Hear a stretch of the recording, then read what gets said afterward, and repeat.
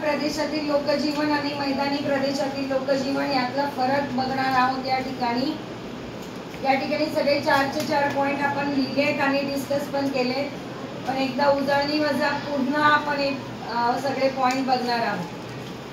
डोंगराळ प्रदेशातील लोकजीवन याच्यामध्ये पहिला पॉइंट आपण असा घेतला की या प्रदेशातील लोकांचे जीवन अधिक कष्टमय असते. त्यांच्या तुलनेमध्ये मैदानी प्रदेशातील लोकांचे जीवन कमी कष्टमय असते. म्हणजे कष्ट त्यांनाही करावे लागतात, परंतु मगाशी मी सांगितल्याप्रमाणे जे लोक डोंगरात राहतात, डोंगराळ प्रदेशामध्ये, त्यांना जास्त कष्ट घ्यावे लागतात. आपल्याला त्यांच्या तुलनेत कमी कष्ट घ्यावे लागतात.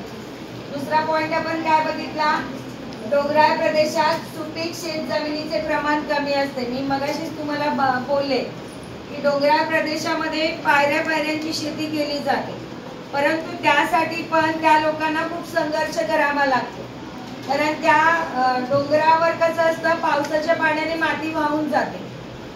पायऱ्यांची शेती जरी केली तरी ती शेतजमीन सपाट करणं, तिला आकार देणं, त्यामुळे त्या ठिकाणी सुपीक शेतजमिनीचं प्रमाण कमी आहे.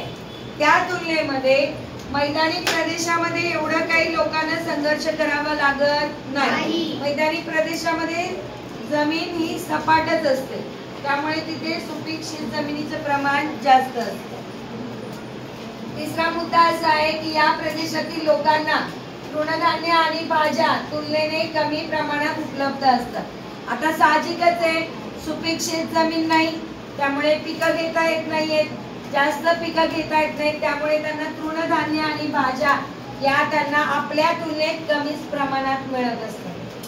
या उलट मैदानी प्रदेशामध्ये, म्हणजे आपण मैदानी प्रदेशात राहतोय, आपल्याला तृणधान्य आणि भाज्या मुबलक प्रमाणामध्ये उपलब्ध आहेत. मुबलक म्हणजे भरपूर प्रमाणामध्ये.